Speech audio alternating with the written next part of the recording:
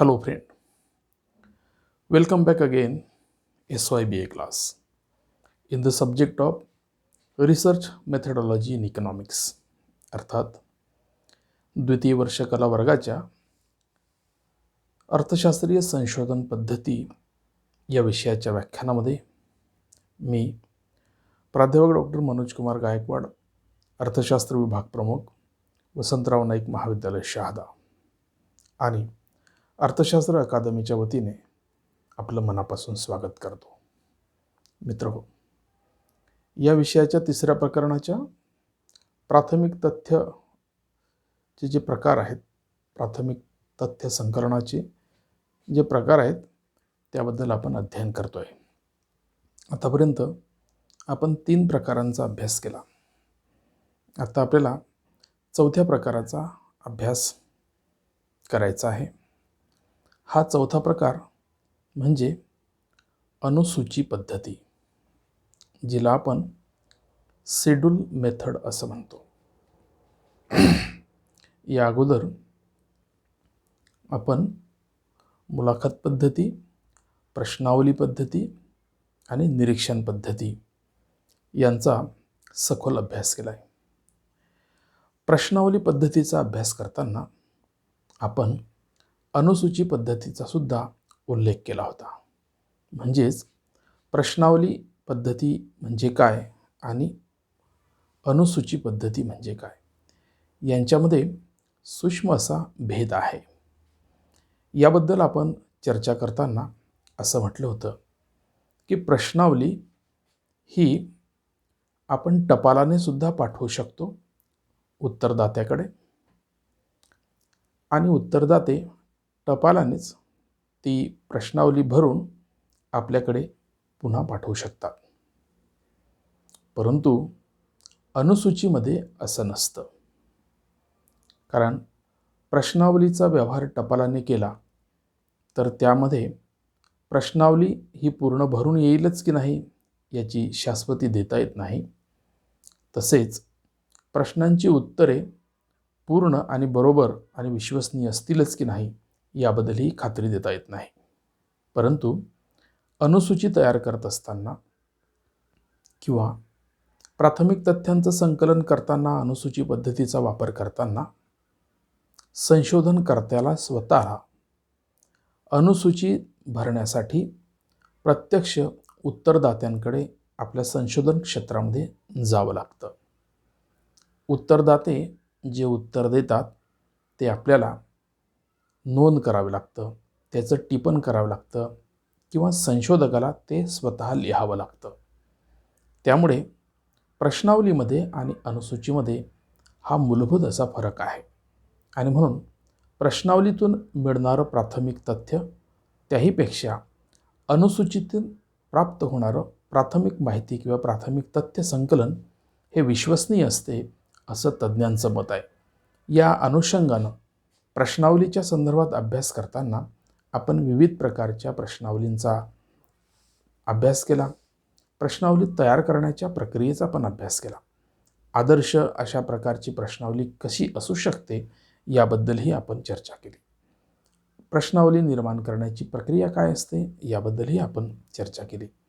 त्याच पद्धतीने आपण अनुसूचीच्या संदर्भामध्ये आता विस्ताराने माहिती करून घेणार आहोत. म्हणून प्रश्नावलीचा अभ्यास आणि अनुसूचीचा अभ्यास हा एकाच नाण्याच्या 2 बाजू आहे असंही आपल्याला म्हणता येऊ शकते. परंतु मूलभूत फरक आपण मात्र कायम लक्षात ठेवला पाहिजे की प्रश्नावली ही टपालाने उत्तरकर्त्यांकडे पाठवता येते, परंतु अनुसूची मात्र प्रत्यक्ष संशोधनकर्त्याला स्वतःच्या हस्ताक्षरामध्ये उत्तरदात्यांकडून त्यांची उत्तरं अनुसूचीच्या रकान्यांमध्ये लिहिणं अपरिहार्य असतं. म्हणून इथे प्रत्यक्ष संशोधकाचा रोल अनुसूची भरताना महत्त्वाचा असतो. प्रश्नावली भरताना संशोधक प्रत्यक्ष असलाच पाहिजे असं नाही, परंतु अनुसूची भरताना संशोधक हा प्रत्यक्ष असलाच पाहिजे ही अनुसूचीच्या पद्धतीच्या वापराची अपरिहार्यता आहे किंवा एक आवश्यक अट आहे असं आपल्याला म्हणता येईल. म्हणून या व्याख्यानामध्ये आपण अनुसूची पद्धती म्हणजे काय, त्याचे प्रकार काय आहेत आणि अनुसूची तयार करण्याची प्रक्रिया, त्याच्या गुणदोषांसह आज आपण चर्चा करणार आहोत. म्हणून मित्रहो, आपलं जे अभ्यास क्षेत्र असतं त्यातून तथ्य संकलन प्राप्तीसाठी कोणती माहिती मिळवायची आहे, त्यासंबंधी पूर्वनियोजित प्रश्नांची जी यादी किंवा लिखित स्वरूपाची जी सूची तयार केली जाते तिलाच अनुसूची असं संबोधलं जातं. तिलाच शेड्यूल मेथड असंही म्हटलं जातं. अनुसूचीद्वारे गोळा केलेल्या माहिती किंवा आकडेवारीला अर्थशास्त्रीय संशोधनामध्ये किंवा सामाजिक संशोधनामध्ये फारच महत्त्वाचं स्थान असते. प्राथमिक माहिती संकलनाच्या पद्धतीत प्रश्नावलीच्या जोडीला अनुसूची ही पद्धती प्रामुख्याने वापरली जाते. प्रश्नावली, निरीक्षण, मुलाखत या पद्धतीप्रमाणेच अनुसूचीलाही संशोधन क्षेत्रामध्ये महत्त्वाचं स्थान असते. अनुसूचीची संशोधन क्षेत्रामध्ये महत्त्वाची भूमिका असते. जसं मी आपल्याला म्हटलं की प्रश्नावली ही टपालाने पाठवता येते. संशोधकाकडे ती भरून टपालानेच येऊ शकते. परंतु अनुसूचीच्या बाबतीत मात्र संशोधकाला स्वतः उत्तरदात्याकडे जाऊन आधीच त्याने स्वतःने तयार केलेल्या प्रश्नांच्या अनुषंगाने मिळणारी जी उत्तरं असतात ती त्याला स्वतः लिहावी लागतात, नोंदवावी लागतात. म्हणूनच प्रश्नावलीच्या पद्धतीत पाठवलेल्या प्रश्नांची उत्तरं जशाच्या तशा किंवा परिपूर्ण भरून येतीलच याची खात्री येत नाही, असं मी आपल्याला आधी सांगितलं. परंतु अनुसूचीच्या बाबतीत मात्र स्वतः संशोधक हे काम करत असल्यामुळे त्याला उत्तरदात्याने दिलेल्या प्रत्येक प्रश्नाचं उत्तर स्वतः नोंदवत असल्यामुळे त्याने या मार्गाने मिळवलेली माहिती किंवा या माहितीमध्ये विश्वसनीयता असते आणि त्यामुळे अनुसूचीच्या वापरातून संशोधनाला महत्त्वाचं स्थान प्राप्त होऊ शकते किंवा संशोधन जे आहे ते सत्यावर उतरू शकते. आणि म्हणून तज्ज्ञांच्या मते या पद्धतीला परिशिष्ट पद्धती असं सुद्धा म्हणतात. शेड्यूलला आपण परिशिष्टसुद्धा म्हणू शकतो. म्हणून परिशिष्ट पद्धती किंवा अनुसूची पद्धती ही संशोधनामध्ये वास्तवता आणण्याचं काम करते, रिॲलिटी शोधण्याचं काम करते. आणि म्हणून अनुसूची पद्धतीला संशोधन कार्यामध्ये तज्ज्ञ महत्त्वाचं स्थान देत असतात. अनुसूचीच्या संदर्भामध्ये सुद्धा काही तज्ज्ञांनी आपापली मतं मांडलेली आहे, आपापल्या व्याख्या दिलेल्या आहेत. या व्याख्यांवरून सुद्धा आपल्याला अनुसूची म्हणजे नेमकं काय याबद्दल अधिकचं ज्ञान मिळू शकते. यासाठी आपण बोगार्ट्स यांनी अनुसूचीबद्दल काय मत व्यक्त केलं आहे ते बघूया.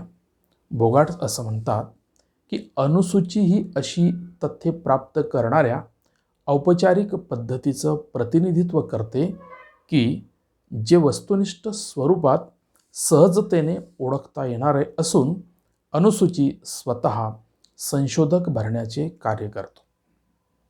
गुड आणि हॅट्स हे अनुसूचीबद्दल असं म्हणतात, अनुसूची ही एक प्रकारची प्रश्नावलीच असून ती मुलाखत घेणारा संशोधक उत्तरकर्त्यांना प्रश्न विचारून इतर व्यक्तींसमोर स्वतःच भरण्याचं कार्य करतो. तर बोधनकर असं म्हणतात की मर्यादित क्षेत्रातील सामाजिक संशोधनासाठी आवश्यक असणाऱ्या तथ्य संकलनाकरिता उत्तरदात्यांना प्रत्यक्ष भेटून संशोधकाने विचारावयाच्या औपचारिक स्वरूपाच्या प्रश्नांच्या लेखी यादीला अनुसूची असं म्हणतात. मित्रहो, या 3 व्याख्यांमध्ये आपलं लक्षात आलं असेल की संशोधकाला स्वतःच हे काम करायचं असतं, दुसऱ्यावर त्याला ते ढकलता येत नाही. पुढे वेबिस्टरसुद्धा आपलं मत मांडताना असं म्हणतात की अनुसूची म्हणजे प्रश्नांची संक्षिप्त यादी असून ती संशोधक स्वतःजवळ ठेवतो आणि जसजशी माहिती मिळते तसतशी तो भरत जातो. तर यंग असं म्हणतात की अनुसूची ही एक फॉर्म सदृश्य यादी असून ती व्यक्तिगत मुलाखती घेतानाच भरली जाते. म्हणजे अनुसूचीचा वापर करताना संशोधकाला स्वतःच या कार्यामध्ये प्रत्यक्षरित्या गुंतून घ्यावं लागतं.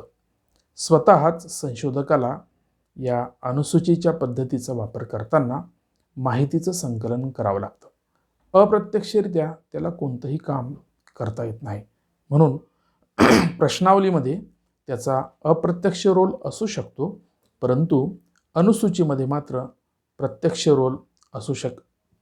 रोलच असतो. अप्रत्यक्ष रोल त्याला इथे निभावता येत नाही.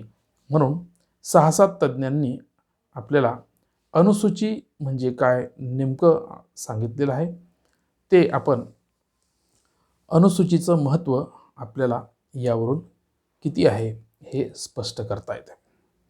ज्या पद्धतीने आपण प्रश्नावलीचे प्रकार बघितले होते त्याच पद्धतीने आपल्याला अनुसूचीचे प्रकारसुद्धा अभ्यासता येतात.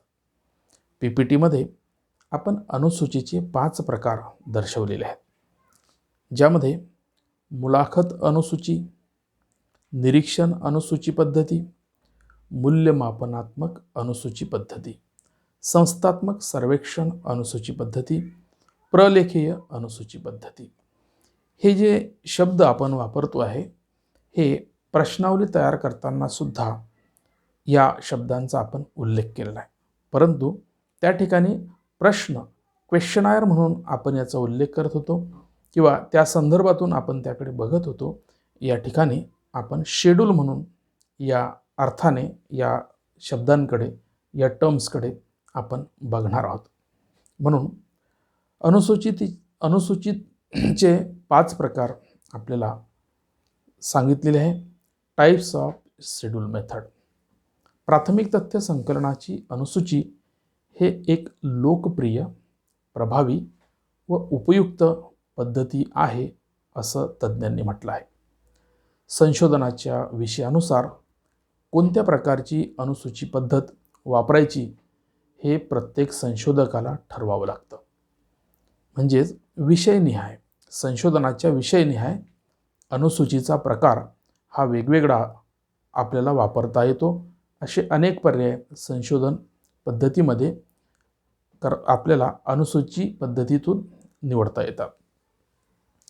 पॉलिनियन यांनी या पद्धतीचं 5 प्रकारामध्ये वर्गीकरण केलेलं आहे. पहिला प्रकार इंटरव्ह्यू शेड्यूल मेथड म्हणजेच मुलाखत अनुसूची पद्धती. या पद्धतीत संशोधक व उत्तरदाते आमने सामने बसून संशोधन विषयावर चर्चा करतात व उत्तरदाते दिलेली उत्तरे संशोधक स्वतः अनुसूचित दिलेल्या रिकाम्या जागी व तक्त्यात लिहितात किंवा भरतात. अशा पद्धतीला मुलाखत अनुसूची पद्धत असं म्हटलं जातं. मुलाखतीचा जेव्हा आपण टॉपिक अभ्यासत होतो त्यावेळेस आपण मुलाखतीचे अनेक प्रकार बघितले, परंतु मुलाखतीमध्ये 2 लोकांचा संवाद असतो हे निश्चितच आपल्याला सांगता येतं. मुलाखत ही औपचारिक असेल किंवा अनौपचारिक असेल, पण त्या ठिकाणी मुलाखत घेणारा आणि मुलाखत देणारा हे 2 घटक महत्त्वाचे असतात. आणि अनुसूचीमध्ये आपण मुलाखत अनुसूचीच्या पद्धतीमध्ये नेमकं तेच म्हणतोय. म्हणून मुलाखत घेणारा आणि मुलाखत देणारा यामध्ये मुलाखत घेणारा मुलाखत देणाऱ्याने दिलेल्या उत्तरांची अनुसूचीमध्ये नोंद करतो हे महत्त्वाचं आहे. या पद्धतीची काही वैशिष्ट्ये सांगितली जातात. त्यामध्ये ही पद्धती फार लोकप्रिय पद्धती आहे. संशोधक व उत्तरदाते आमनेसामने प्रत्यक्षरित्या उपस्थित असतात. उत्तरदात्याला उत्तरे लिहावी लागत नाही, तर संशोधक ही उत्तरे लिहितो. प्रश्नांची सूची नियोजित असते. प्रश्न हे आधीच तयार केलेले असतात. त्यानंतर सत्य व विश्वसनीय पद्धती म्हणून या पद्धतीकडे पाहिलं जातं. त्यानंतर वेळ, पैसा व श्रम याची सुद्धा बचत होते. अशा वैशिष्ट्यपूर्ण या प्रकारामध्ये मुलाखतकाराला किंवा संशोधकाला महत्त्वाची माहिती प्राप्त होऊ शकते. दुसरा प्रकार आहे निरीक्षण अनुसूची पद्धती, ऑब्झर्वेशन शेड्यूल मेथड. या पद्धतीत संशोधक संशोधन क्षेत्रात जाऊन निरीक्षण करून प्रश्न विचारून आपल्या संशोधनासंबंधी माहिती अनुसूचित स्वतः भरतो. तिला निरीक्षण अनुसूची पद्धती असं म्हटलं जातं. ऑब्झर्वेशन मेथडमध्ये आपण हे सगळं बघितलेलं आहे की कशा पद्धतीने निरीक्षणाची प्रक्रिया असते, निरीक्षण हे कसं विज्ञान असते, निरीक्षणासाठी मानवाला निसर्गाने ज्या नैसर्गिक देणग्या दिलेल्या आहेत ज्याला आपण ज्ञानेंद्रिय म्हणतो, म्हणजे अशा पद्धतीतून ही अनुसूचीसुद्धा त्याच स्वरूपामध्ये आपल्याला प्राथमिक डाटा संकलन करताना उपयोगी पडत असते.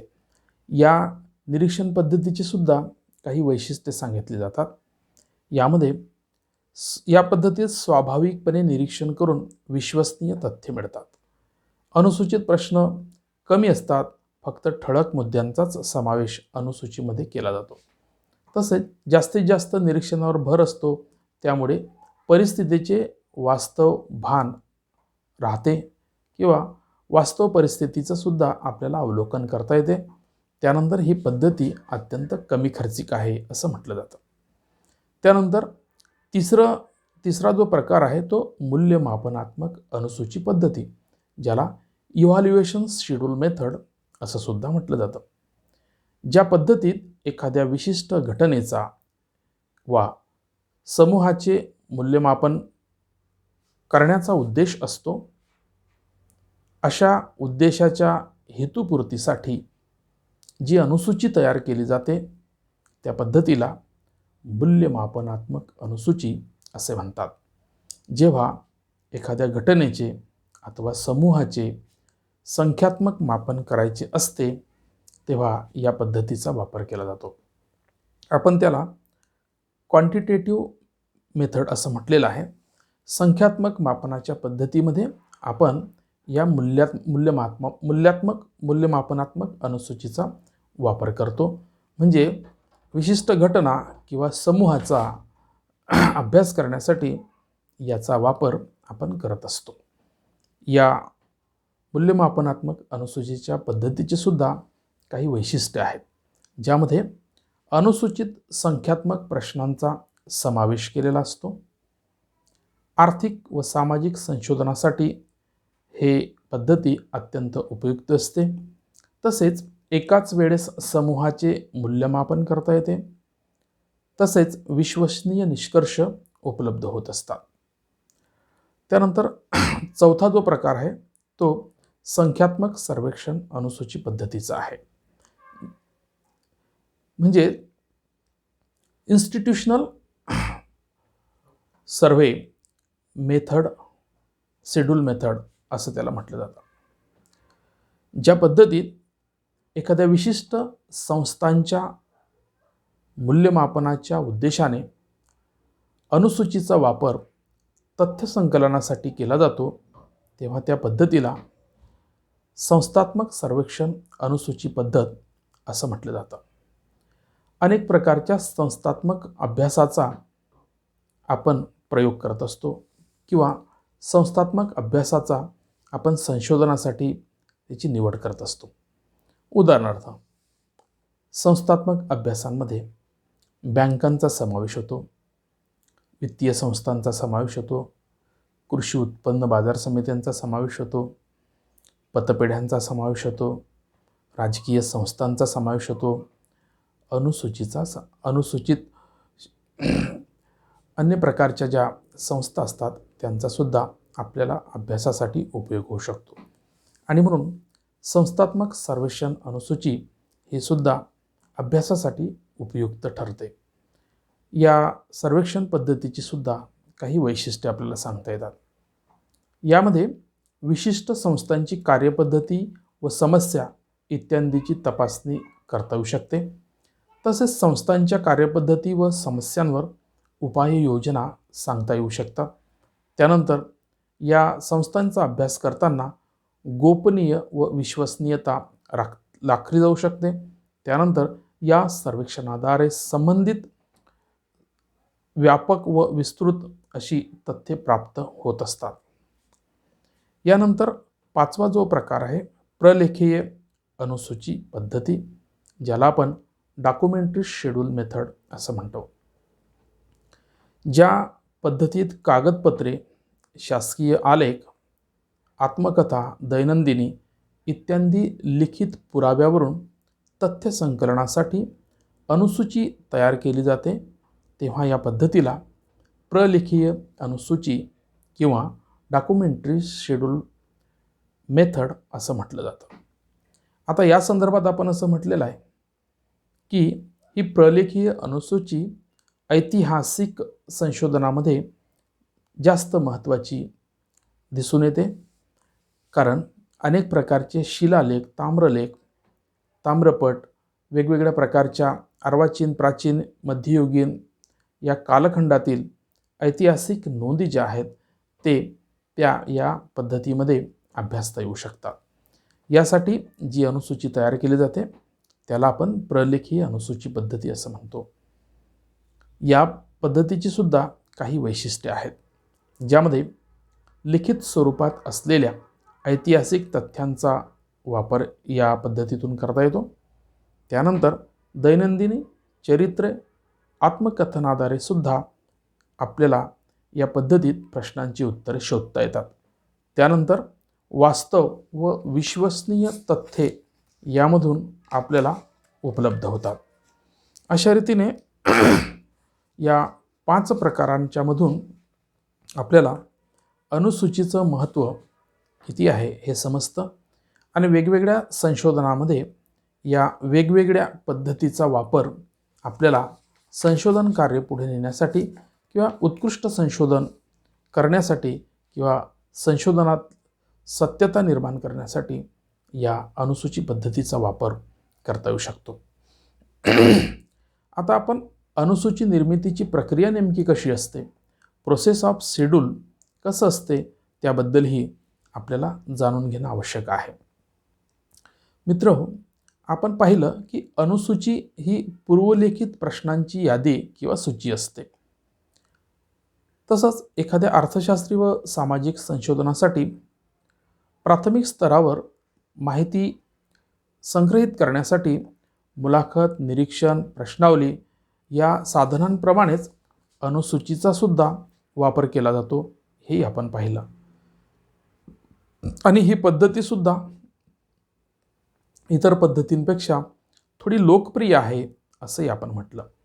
म्हणून संशोधकाला तथ्य संकलनासाठी अध्ययन क्षेत्रामध्ये जाताना अगोदरच काय, कसे, किती, त्याचे स्वरूप याची मांडणी करावी लागते. अनुसूची तयार करणे ही सोपी बाब नाही. अनुसूची ही शास्त्रीय पद्धतीनेच तयार केली तरच ती विश्वसनीय तथ्ये किंवा माहिती गोळा करू शकते. म्हणून अनुसूची ही काळजीपूर्वक तयार करावी लागते. त्यासाठी संशोधकाला जे विषय त्यांनी संशोधनासाठी निवडलेले आहेत किंवा निश्चित केलेले आहेत त्या विषयासंबंधी संशोधकाला पुरेसे व सखोल असं ज्ञान असलं पाहिजे. त्यावरूनच आपल्याला अनुसूची ही तयार करता येऊ शकते आणि विषयाच्या अनुषंगाने अनुसूची तयार करताना कोणत्या प्रकारच्या दक्षता घेतल्या गेल्या पाहिजेत या संदर्भामध्ये सुद्धा काळजी घेता येते. यासाठी तज्ज्ञांचं मार्गदर्शनसुद्धा आपल्याला घेता येऊ शकते. म्हणून आदर्श अनुसूची तयार करायची असेल तर त्याच्या कोणत्या पायऱ्या किंवा कोणते टप्पे आहेत याचं आपल्याला अध्ययन करावं लागतं. यामध्ये पहिल्या पायरीमध्ये संशोधन विषय किंवा समस्येच्या विषयाची आपल्याला त्या विषयाच्या विविध अंगांची माहिती असणं गरजेचं आहे. जो काही आपण संशोधन विषय घेणार आहोत, विषय समस्या निवडणार आहोत, त्या संदर्भामध्ये आपल्याला अनुसूची तयार करताना त्याची सखोल अशी माहिती असली पाहिजे. म्हणजे तो विषय आपल्याला अनुसूचीच्याद्वारे परिपूर्ण करता येऊ शकतो किंवा त्या विषयाला तथ्य संकलनातून न्याय देता येऊ शकतो. उदाहरणार्थ, समजा संशोधकाने एखाद्या विशिष्ट समाजाच्या आर्थिक व सामाजिक स्थितीचे अध्ययन हा विषय जर संशोधनासाठी निवडला असेल, तर त्यासाठी तुम्हाला अनुसूची तयार करण्यासाठी त्या समाजातील कुटुंबातील सदस्य संख्या किती आहे, त्याच्यामध्ये कमवणारे किती आहेत, त्यात शिक्षण घेणारे किती आहेत, त्यांचा राहणीमानाचा दर्जा कसा आहे, त्याच्या उदरनिर्वाहाची सोय कशी होत असते, शासन अशा घटकांसाठी काय काय करते, शिक्षण, आरोग्य, त्यांच्या घरादाराची स्थिती, सभोवतालचं वातावरण, अशा विविध अंगातून त्या विषयाचा आपल्याला सखोल असा अभ्यास करावा लागतो. त्यामुळे या संदर्भात आपल्याला सत्य अशी माहिती कशी मिळेल या अनुषंगाने या विषयाला आधार धरून अनुसूची तयार करावी लागते आणि त्यासाठी तशा प्रकारचं संशोधकाला नियोजन करावं लागतं. तशी अनुसूची तयार करून तथ्य गोळा करावे लागतात, ज्यामुळे निष्कर्ष हे विश्वसनीय स्वरूपाचे आपल्याला भेटू शकतात. दुसरी पायरी जी आहे ती म्हणजे आवश्यक तथ्यांचं संकलन कसं केलं जाईल, ज्याच्यातून आपल्याला अनुसूचीची चांगली निर्मिती होऊ शकते किंवा चांगल्या अनुसूची निर्मितीसाठी आपल्याला आवश्यक तथ्यांचं संकलन हा पायरीचा दुसरा भाग आहे. म्हणून कोणती तथ्ये कोणत्या प्रकारे आपल्याला मिळवणं आवश्यक आहे हे या पद्धतीमध्ये ठरवलं जातं. एकदा का हे ठरलं की अनुसूची निर्मितीची प्रक्रिया सोपी होते. संशोधकाला विषयाची सांगोपांग माहिती मिळवून प्रत्येक विषयाच्या उपअंगाचा विचार करावा लागतो व प्रश्नांची विभागणीसुद्धा त्यामुळे करता येणं सोपं होतं. अशी विभागणी केल्यामुळे संशोधकाला विविध उपविषयांच्या अनुषंगाने सत्य अशी माहिती प्राप्त होऊ शकते, ज्यामुळे संशोधन मजबूत होतं. त्यानंतर तिसरी पायरी सुसंगत प्रश्नांची निर्मिती आपल्याला करता आली पाहिजे. अनुसूची निर्मितीची ही तिसरी पायरी आहे. संशोधन विषयासंबंधात सुसंगत व सुसंबंधित असे प्रश्न असलेली सूची तयार करणं आवश्यक असतं. संशोधकाकडून अनुसूचित अचूक आणि यथार्थ प्रश्न निर्माण केले जातात. त्यामुळे तथ्य व निष्कर्षसुद्धा अचूक व विश्वसनीय मिळतात. म्हणून संशोधकाने अनुसूचित सुयोग्य, सुसंगत, सुबद्ध, साधे व सोपे व त्वरित कळतील अशा प्रश्नांचा समावेश करणं आवश्यक असते. चौथ्या पायरीमध्ये प्रश्नांची क्रमवारी व सुव्यवस्थित मांडणी असणं आवश्यक आहे. म्हणून संशोधकाने अनुसूचित प्रश्नांची मांडणी क्रमवार, सुसंगत, सुसंबंधित व व्यवस्थित करणे आवश्यक असते. संशोधकाने प्रश्न मांडताना प्रश्न साधे, सोपे, सरळ आणि त्वरित बोध होतील आणि संशोधन विषयाच्या अनुषंगाने जे उद्दिष्ट निश्चित झालेलं आहे त्या उद्दिष्टाला हे प्रश्न धरून असतील याची दक्षता घेतली पाहिजे. उद्दिष्टांबरोबर हायपोथेसिस जे असतात त्यांना अनुसरून सुद्धा हे प्रश्न असणे अपरिहार्य असतं. अनुसूचित प्रमाणित शब्दांचा वापर समतोलपणा, सुसंगतपणा राहील याचीही खबरदारी घेणं आवश्यक असतं. अनुसूचित अनाकलनीय, अनावश्यक, भावना दुखवणारे, जातीवाचक प्रश्न येणार नाहीत याची सुद्धा काळजी अनुसूची तयार करताना संशोधकांना घेणं अपरिहार्य आहे. म्हणून अशी क्रमबद्ध सुसंगत अनुसूची तयार झाल्यानंतर उत्तरदात्यांकडून उत्तरे मिळवून अनुसूचित नोंदवण्याची सुरुवात करावी लागते. पाचवी जी पायरी आहे ती म्हणजे अनुसूचीच्या उपयुक्ततेची पडताळणी करणं. अर्थात अनुसूचीच्या उपयुक्ततेची पडताळणी करण्यासाठी अनुसूचीच्या वास्तवतेचं मूल्यमापन करणं आवश्यक ठरतं. आदर्श अनुसूची होण्याच्या दृष्टिकोनातून हे आवश्यक असतं. संशोधकाने अनुसूचीचे मूल्यमापन करताना मुख्य उत्तरदात्याकडून उत्तरे मिळण्यापूर्वीच दुसऱ्या काही उत्तरदात्यांकडून उत्तरे मिळवून अनुसूची भरण्याची चाचणी करून घ्यायची असते. बऱ्याचदा आपण जसं आपल्याला माहिती असेल की आपण जेव्हा बोर्डाची परीक्षा देतो तेव्हा आपल्याला पूर्व परीक्षेची एक प्रथा असते. मुख्य परीक्षेच्या अगोदर पूर्व परीक्षा असते. म्हणून पूर्व परीक्षेमध्ये आपण जर चांगल्या प्रकारे अभ्यास करू शकलो तर आपल्याला खात्री होते की आपण मुख्य परीक्षेमध्ये बोर्डाच्या परीक्षेमध्ये सुद्धा यश संपादन करू शकतो. त्याच अनुषंगाने इथे सुद्धा अनुसूचीच्या उपयुक्ततेची पडताळणी करणं म्हणजे काय की संशोधकाने जी अनुसूची ज्या विषयाच्या अनुषंगाने तयार केलेली आहे तिची पडताळणी करायची असेल तर तिचं प्रॅक्टिकल त्याने करून घेणं आवश्यक असते. म्हणून निवडणुकीच्या भाषेमध्ये त्याला मॉक पोल असं सुद्धा म्हणता येते. प्रत्यक्ष मतदानाची सुरुवात करण्याच्या अगोदर मतदान अधिकाऱ्याला मतदान केंद्रावर मॉक पोलची प्रक्रिया राबवली जाते. त्याला आभासी मतदान, मॉक पोल म्हणजे आभासी मतदान करून त्या संपूर्ण मतदान यंत्राच्या संदर्भातली चाचणी करून घेता येते.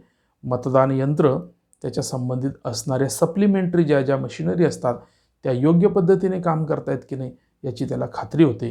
आणि मग एकदा मॉक पोलची प्रक्रिया यशस्वी झाली की मग दिलेल्या वेळेमध्ये मतदानाची प्रक्रिया यशस्वीपणे पार पडू शकते.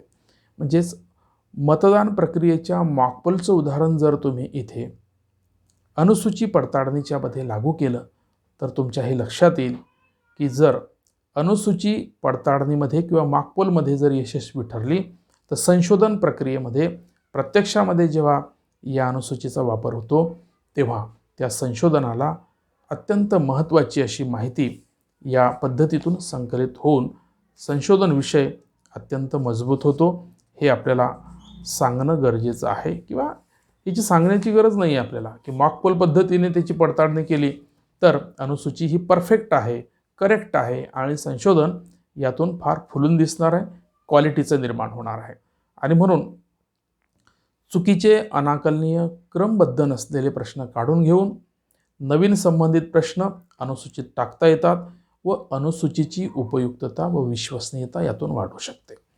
जसं मॉक पोलमध्ये काही अडचणी असतील तर आपण ती मतदानाची प्रत्यक्ष प्रक्रिया सुरू करण्याच्या आधी त्या सगळ्या उणिवा शोधून घेतो आणि करेक्ट अशा पद्धतीचं एक संच मतदारांसाठी आपण उपलब्ध करून देऊ शकतो. यातून आपल्याला हे लक्षात आलं असेल की अनुसूचीची प्रक्रिया किती महत्त्वाची आहे आणि जर ही प्रक्रिया स्टेप बाय स्टेप 5 स्टेपमध्ये आपण जर चांगल्या पद्धतीने पूर्ण करू शकलो तर आदर्श अनुसूची आपल्याला तयार करता येऊ शकते. आणि या अनुसूची पद्धतीचा वापर आपण संशोधन कार्यामध्ये या करतो तेव्हा आपल्या संशोधनाला फार मोठी अशी बाजू किंवा भक्कम बाजू संशोधनाची उभी राहू शकते. यानंतर या प्रत्येक पद्धतीच्या गुणदोषांची आपण चर्चा केली आहे. याही पद्धतीच्या अनुसूची पद्धतीच्या गुणदोषांची आपण थोडक्यात चर्चा करू आणि या संकल्पनेचा आपण इथे अभ्यास थांबवू. तर अनुसूचित पद्धतीचे गुण कोणकोणते असतात तर त्यामध्ये आपण थोडक्यात बघूया. पहिला गुण सांगितला जातो की या पद्धतीमध्ये विश्वसनीय तथ्य संकलन होतं, विश्वसनीय माहिती आपल्याला प्राप्त करता येते. दुसरं, संशोधन कार्यामध्ये सुलभता निर्माण होते. तिसरं, औपचारिक संबंध यातून निर्माण होत असतात, प्रस्थापित होत असतात. प्रश्नकर्ते आणि उत्तरदाते असे दोघं एकमेकासमोर मनमोकळेपणाने गप्पा मारतात. निरीक्षणाद्वारे अधिक माहितीची उपलब्धता सुद्धा होते. त्यानंतर प्रश्नांसंबंधी शंकेचे निरसनसुद्धा आपल्याला करता येऊ शकते. त्यानंतर या पद्धतीत लवचिकता आहे. काही बदल करायचा असेल तर आपण सहज बदल करू शकतो. जसं आपण म्हटलं की एखादा प्रश्न भावना दुखवणारा असेल तर त्याच्याऐवजी आपण दुसरा प्रश्न विचारू शकतो. याला लवचिकता असं म्हटलं जातं. त्यानंतर सुलभ सांख्यिकीय विश्लेषण करता येऊ शकतं. म्हणजे विश्लेषण करताना सांख्यिकीय पद्धतीचं विश्लेषण करणं या माध्यमातून सोपं होऊ शकते. त्यानंतर वेळ, पैसा व परिश्रमाची सुद्धा यातून बचत होते. अशा रीतीने महत्त्वपूर्ण अशा 8 वैशिष्ट्यांचा आपल्याला अनुसूचित चांगल्यात चांगली कशी राहील याचा उल्लेख त्यांच्या गुणांच्या माध्यमातून करता येऊ शकतो. दोषांच्याबद्दल सांगितलं जातं की काय दोष असतात, तर प्रशिक्षणाची आवश्यकता असते. म्हणजे अनुसूची तयार करताना प्रशिक्षण किंवा प्रशिक्षित असं संशोधक असला पाहिजे. जर तो प्रशिक्षित नसेल तर अनुसूची चांगली तयार करता येऊ शकत नाही. म्हणजेच ती सायंटिफिक अनुसूची तयार करण्यामध्ये प्रशिक्षण असलं पाहिजे किंवा प्रशिक्षण नसेल तर सायंटिफिक अनुसूची तयार करता येत नाही, हा एक दोष आहे. त्यानंतर व्यापक किंवा विस्तृत क्षेत्रासाठी ही पद्धती अनुपयुक्त असते. आपल्या अभ्यासाचं क्षेत्र हे जर मोठं असेल तर मग मात्र प्रत्येक ठिकाणी संशोधकाला जाणं, वेळ, पैसा या सर्व गोष्टी अत्यंत दुर्मिळ असतात किंवा हे शक्य नसतं. त्यामुळे भौगोलिक क्षेत्राच्या विस्ताराप्रमाणे भौगोलिक क्षेत्र लहान असेल तर परवडू शकेल, मोठं असेल तर परवडत नाही, म्हणून हा एक दोष आहे. त्यानंतर यथार्थ प्रश्नांची निर्मिती अशक्य आहे. प्रत्येकाला भावेल असे त्यांच्या मनासारखे प्रश्न निर्माण करणं थोडं यावर मर्यादा पडते. कारण काही ठिकाणी सत्य परिस्थिती जेव्हा आपल्याला बाहेर आणायची असते तेव्हा मन दुखावणारे प्रश्नसुद्धा विचारले जाऊ शकतात किंवा व्यक्तिगत स्तरावर सुद्धा काही प्रश्न विचारले जाऊ शकतात. त्यामुळे या पद्धतीमध्ये हा दोष आहे. त्यानंतर प्रत्यक्ष संपर्क घडून येणे अशक्य आहे. बऱ्याचदा अनुसूची भरताना ज्या व्यक्तींकडून उत्तराची अपेक्षा असते ती व्यक्ती आपल्याला वेळेवर भेटेलच की नाही, ती आपल्याला वेळ देईलच की नाही, ती व्यक्ती जर अतिमहत्त्वाची असेल तर ती आपल्याला वेळ देईलच असं नाही, आणि म्हणून ती सुद्धा एक अडचण आहे. त्यानंतर पैसा, वेळ व परिश्रम यांचा अपव्यय होऊ शकतो. जसं मी आधीच्या मुद्द्यामध्ये सांगितलं की संशोधनाचं क्षेत्र जर मोठं असेल तर मग यामध्ये वेळ, पैसा आणि श्रम यांचा अपव्यय होण्याची शक्यता असते. त्यानंतर शेवटचा दोष आहे पूर्वग्रहाचा प्रभाव. बऱ्याचदा अनुसूची पद्धतीत संशोधक स्वतः उत्तरदात्यांसमोर जाऊन अनुसूची भरून घेत असतो. संशोधकाचा व उत्तरदात्याच्या पूर्वग्रहाचा प्रभाव हा परस्परांवर होत असतो. त्यामुळे दोघांच्याही मताचा, विचारांचा, व्यवहाराचा प्रभाव माहितीवर होऊ शकतो. त्यामुळे अनुसूचित उत्तराची नोंद अचूक होईलच की नाही याबद्दल शंका असते. म्हणून पूर्वग्रह प्रभाव ही या पद्धतीतील खूप मोठा दोष आहे. अशा प्रकारे अनुसूचित पद्धतीत दोष आढळून येत जरी असले तरी गुणांकडे आपण जर जास्त लक्ष दिलं, या पद्धतीचा वापर आपण संशोधन कार्यामध्ये केला तर चांगल्या तथ्यांची प्राप्ती आपल्याला यातून होऊ शकते. मित्रहो, अनुसूची पद्धती, तिचे प्रकार, तिची प्रक्रिया, तिची गुणदोष या संदर्भामध्ये आज आपण विस्ताराने त्याचा अभ्यास केला. दुसऱ्या व्हिडिओमध्ये आपण या टॉपिकमधला शेवटचा जो भाग आहे तो म्हणजे सर्वेक्षण पद्धती, सर्वे मेथड हिचा अभ्यास करणार आहोत. तोपर्यंत आपण या व्हिडिओमध्ये इथेच थांबणार आहोत. मित्रहो, व्हिडिओ आवडला असेल लाईक करा, शेअर करा, आणि हे चॅनल अजूनही आपण सबस्क्राईब केलं नसेल तर आपणही सबस्क्राईब करा. आपल्या मित्रांनाही हे चॅनल सबस्क्राईब करायला सांगा. आपण घरी आहात, घरीच राहा. आपली आणि आपली कुटुंबाची काळजी घ्या. आजपासून विद्यापीठाच्या ऑनलाईन परीक्षा सुरू झालेल्या आहेत. आपण हा जो विषय या व्हिडिओच्या माध्यमातून शिकतो आहे, या व्हिडिओची परीक्षा अजून 2 फेब्रुवारीला आहे. तोपर्यंत आपल्याकडे बराच वेळ आहे. उद्या आपण हा शेवटचा व्हिडिओ या प्रकरणाचा घेऊ, म्हणजेच तुम्हाला अभ्यास करण्यासाठी फार सोयीचं होईल. या विषयाच्या अभ्यासामध्ये आपल्याला घवघवीत यश प्राप्त हो, असा यश मी आपल्यासाठी सुयश चिंतितो. आणि या व्हिडिओमध्ये इथेच थांबतो. थँक्यू.